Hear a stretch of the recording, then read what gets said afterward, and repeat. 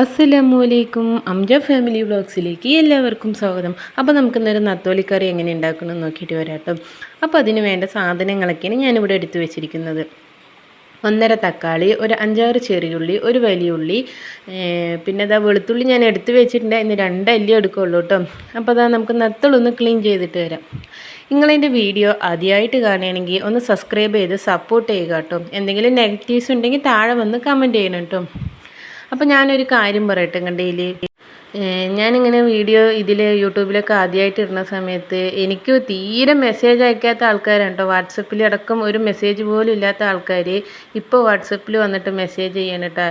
ഇതൊന്നും റീച്ച് ആവില്ല, നീയൊന്നും ഫെയിം ആവില്ല, ഇല്ലെങ്കിൽ ഇത് ഫെയിമായിട്ടുള്ള ആൾക്കാരാണ് വീഡിയോ ഒക്കെ അപ്ലോഡ് ചെയ്ത് വേഗം സബ്സ്ക്രൈബേഴ്സ് കിട്ടും, നിനക്ക് 1000 തികച്ച കണ്ട് അങ്ങനെയൊക്കെ പറഞ്ഞ് എന്നെ ഒരുപാട് തളർത്തുന്നുണ്ട് കേട്ടോ.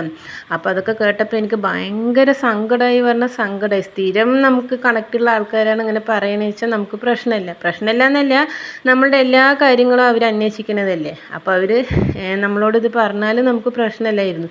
ഇത് മാവേലി വരുന്ന പോലെയൊന്നും കൂടി പറയാൻ പറ്റാത്ത ആൾക്കാരാണ് കേട്ടോ. ഒക്കെ കേട്ടപ്പോൾ എനിക്ക് ഭയങ്കര സങ്കടമായി. വീഡിയോ നിർത്തി പോകണമെന്ന് തന്നെ വിചാരിച്ചു കേട്ടോ. അപ്പോൾ ഞാൻ വീഡിയോ നിർത്തൂല.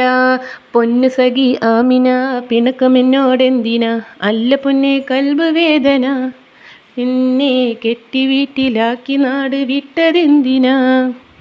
ഗായ്സ്, അപ്പോൾ ഞാനിതാ നമ്മൾ മീൻകറിക്ക് വേണ്ട അരപ്പ് എടുക്കാൻ പോവാണ് കേട്ടോ. തേങ്ങ അരപ്പിലേക്ക് എന്തൊക്കെയാണ് വേണ്ടതെന്ന് നോക്കാം. ബൈ ദ ബൈ നമ്മൾ വിഷയത്തിൽ നിന്ന് തെന്നി മാറി. അപ്പോൾ അതാ നമ്മൾ തേങ്ങയിലോട്ട് ഒരു 1/2 സ്പൂൺ ജീരകം, 1.5 ടീസ്പൂൺ മുളക് പൊടി, ഒരു 1/2 ടീസ്പൂൺ മല്ലിപ്പൊടി, പിന്നെ ഇതാ മഞ്ഞൾപ്പൊടി നമ്മൾ കുറച്ച് അധികം ഇട്ട കറിക്ക് ടേസ്റ്റ് കൂടും കേട്ടോ.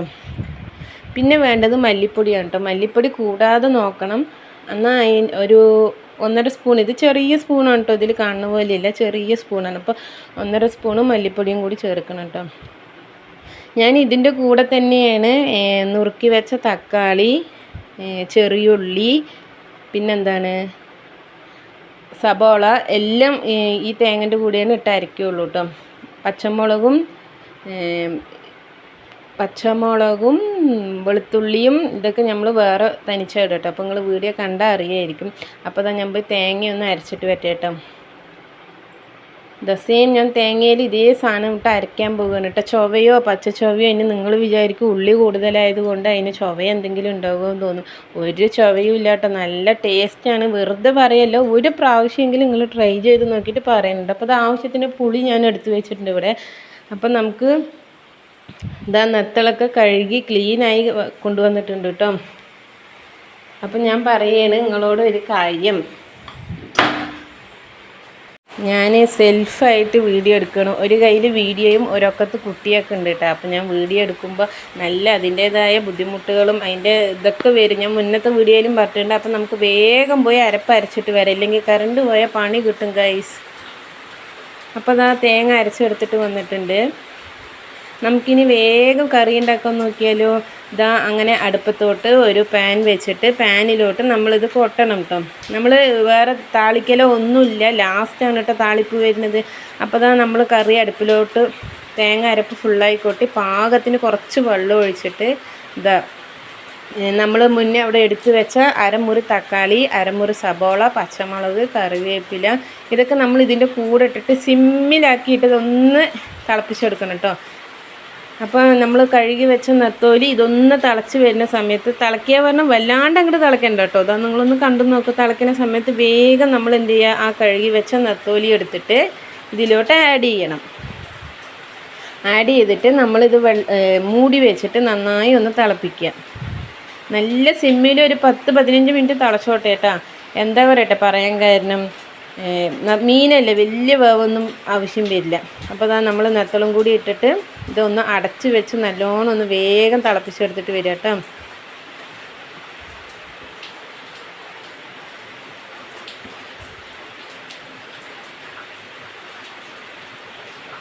അപ്പോൾ അതാ കറി തിളച്ചു കൊണ്ടിരിക്കുന്നുണ്ട്. അപ്പോൾ ഞാൻ ഇതിൻ്റെ ഇടയിൽ കൂടി ഇങ്ങനെ വേറെയുള്ള ജോലിയൊക്കെ നോക്കും കേട്ടോ. അപ്പോൾ ഇതാ കറി തിളച്ചു. ഈ സമയത്ത് നമ്മൾ പുളി എടുത്ത് വെച്ചത് പിഴിഞ്ഞിട്ട് പുളി പാകം നോക്കി ഒഴിക്കണം കേട്ടോ. പുളി കൂടിയാലും കറിൻ്റെ ടേസ്റ്റ് വ്യത്യാസം വരും. അപ്പോൾ ഇതാ പുളി ഒഴിപ്പിച്ചിട്ട് നമ്മളൊന്ന് തിളപ്പിച്ചെടുത്ത ശേഷം ചീനച്ചട്ടിയിൽ ഉലുവ നന്നായി പൊട്ടിക്കുക. നല്ല വെളിച്ചെണ്ണയാണെങ്കിൽ ഉത്തമമായിട്ടോ. ഉലുവ പൊട്ടിച്ച് അതിൽ നമ്മൾ 2 ചെറിയുള്ളിയും നമ്മുടെ എടുത്ത് വെച്ച വെളുത്തുള്ളിയില്ല അതൊന്ന് ചതച്ചിട്ടാണ് കേട്ടോ ഞാൻ ഇട്ടിരിക്കുന്നത്. ചതച്ച് അതും കറിവേപ്പിലയും കൂടി ചേർത്തിട്ട് നന്നായി ഒന്ന് മൂപ്പിച്ചിട്ട് നമ്മുടെ കറിയിലോട്ട് കൊട്ടുക. അപ്പോൾ നമ്മുടെ അടിപൊളി കറി ഇവിടെ റെഡി ആയിട്ടുണ്ട് കേട്ടോ. നിങ്ങൾ ഒരു പ്രാവശ്യമെങ്കിലും ഇതൊന്ന് ട്രൈ ചെയ്ത് നോക്കിയിട്ട് താഴെ വന്ന് കമൻറ്റ് ചെയ്യണം. പിന്നെ ഈ വിക്കൊക്കെ സ്വാഭാവികമാണ്. നമ്മൾ വരും വീഡിയോകളിൽ ഇത് നമ്മൾ അടിപൊളിയായി കൊണ്ടുവരും കേട്ടോ.